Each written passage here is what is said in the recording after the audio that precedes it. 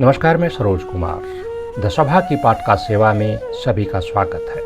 प्रस्तुत है विशेष वार्ता जब महात्मा गांधी मॉब लिंचिंग का शिकार होने से बाल बाल बच गए थे। मित्रों, विवेक जब शून्य हो जाता है तब व्यक्ति भीड़ का हिस्सा बन जाता है, और ऐसी विवेक शून्य भीड़ क्या कुछ करती है आज के इस दौर में बताने की जरूरत नहीं रह गई है।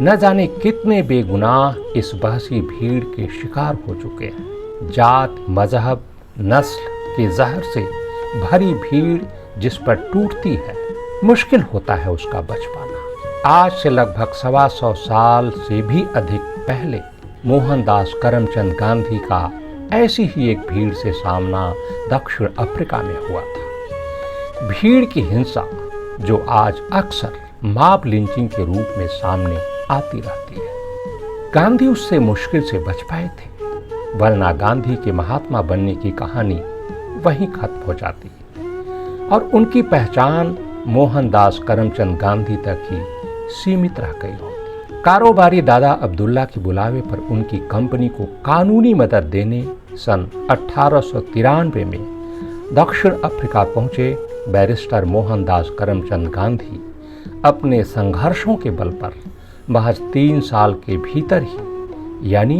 1896 तक एक राजनेता के रूप में स्थापित हो चुके थे। उन्होंने 22 अगस्त 1894 को नताल इंडियन कांग्रेस यानी NIC की स्थापना की और दक्षिण अफ्रीका में भारतीयों के हितों के लिए संघर्ष करते रहे। इसी क्रम में वो सन 1896 में भारत लौटे थे। गांधी अपने अभियान में लगे हुए थे। अचानक नताल के भारतीय समुदाय की तरफ से एक तार आया। गांधी 30 नवंबर 1896 को दक्षिण अफ्रीका के लिए वापस रवाना हो गए। इस बार उनके साथ उनका परिवार यानी पत्नी और बच्चे भी थे।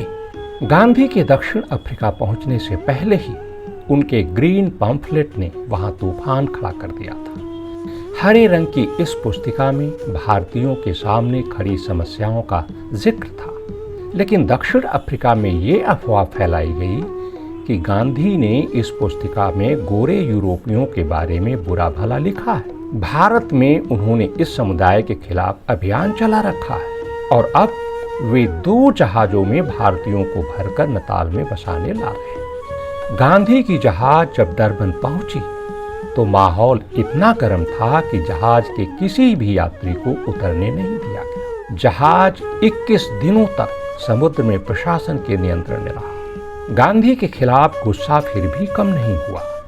भीड़ दोनों जहाजों को वापस करने की मांग कर रही थी, उसे समुद्र में डुबो देना चाहती थी। अंत में प्रशासन ने दोनों जहाजों को बंदरगाहों से लगने की अनुमति तो दी थी, मगर गांधी को भीड़ से बचाने की कोई तरकीब उसके पास नहीं थी। गिरिराज किशोर अपनी पुस्तक बा में लिखते हैं, वक्त की नजाकत को समझते हुए गांधी ने पत्नी और बच्चों को अपने मित्र जीवन जी रुस्तम जी के घर एक गाड़ी में सुरक्षित भेज दिया। उनकी योजना थी कि वे दादा अब्दुल्ला के कानूनी सलाहकार मिस्टर लाटन के साथ किसी तरह छिपकर पैदल निकल जाएंगे, लेकिन जब वे एक रेलिंग को पकड़कर परिवार को जाते हुए देख रहे थे, तभी युवाओं की एक भीड़ ने उन्हें पहचान लिया।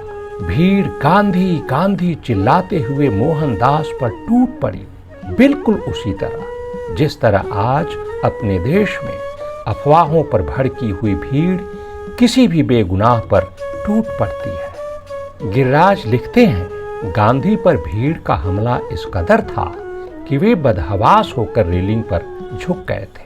अगर डरबन के पुलिस सुपरिंटेंडेंट RC अलेक्जेंडर की पत्नी सारा अलेक्जेंडर वहां से न गुजर रही होती तो गोरों की हिंसक भीड़ गांधी की हत्या कर दी होती। सारा ने देखा कि भीड़ किसी को बेरहमी से पीट रही है।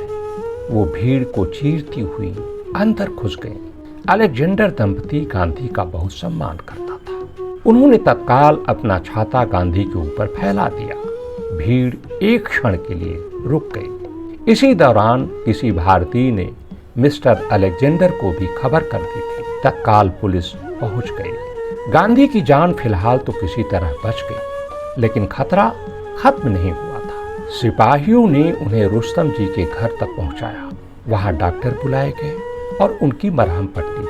कपड़े फट गए थे, शरीर पर जख्म ही जख्म थे, कई जख्म काफी गहरे थे। गांधी राहत की सांस भी नहीं ले पाए थे कि भीड़ वापस रुस्तम जी के घर के बाहर जमा हो गई। पुलिस सुपरिंटेंडेंट भी गारद के साथ पहुंच गए। भीड़ दरवाजा तोड़कर घर में घुसना चाहती थी। भीड़ में शामिल लोग चिल्ला रहे थे, हमें गांधी चाहिए, हमें गांधी चाहिए।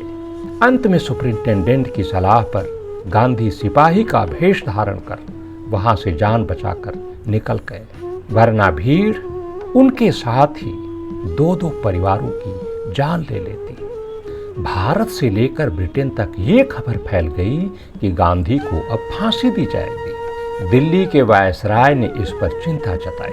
दूसरी ओर लंदन से औपनिवेशिक मंत्री जोसेफ चैम्बरलेन ने दंगाइयों के खिलाफ कार्रवाई करने का आदेश भेजा। लेकिन जब मोहनदास से पूछा गया कि वे लोग कौन थे जिन्होंने उन पर हमले किए, तब उन्होंने बदले की कार्रवाई करने से इनकार कर दिया। गांधी ने कहा कि हमलावर नौजवान थे, राइटर द्वारा गलत खबर प्रसारित करने के कारण भ्रमित हो गए थे। अटॉर्नी जनरल के कहने पर उन्होंने यही बात लिखित में भी दे दी। दूसरे दिन अखबारों में छपा कि चैम्बरलेन के आदेश के बावजूद गांधी ने अटॉर्नी जनरल को लिखकर दे दिया कि वे बदले की कार्रवाई नहीं चाहते। इस खबर को पढ़कर दक्षिण अफ्रीका चकित रह गया था। गांधी के जान के दुश्मन अब उनके चाहने वाले बन गए थे। मित्र और मुवक्किल दोनों बढ़ गए। लिंचिंग पर आमादा पागल भीड़ को मात्र 27 साल के मोहनदास ने अपने इस कदम से मोह लिया था। भीड़ का विवेक वापस लौट आया था और मोहनदास महात्मा बनने की ओर बढ़ चले थे। मगर हम तो आज भी भीड़ का हिस्सा बनते जा रहे हैं। मित्रों, सोचिए, चिंतन कीजिए, हम कहाँ जा रहे हैं, किस दिशा में जा रहे हैं और इस दिशा में चलकर हम कहाँ पहुँचने वाले हैं। तो आज की विशेष वार्ता में बस इतना ही। हमें उम्मीद है कि गांधी की इस कथा से, गांधी के साथ घटी इस घटना से हम सभी सबक लेके और एक सही दिशा चुनने और उस पर चलने की कोशिश करेंगे। तो आज की ये वार्ता आपको कैसी लगी हमें जरूर बताएं। कमेंट बॉक्स में लिखें, हमें इंतजार रहेगा। जल्द ही मिलेंगे एक नई वार्ता, एक नई कहानी के साथ। तब तक के लिए हमें दीजिए इजाजत।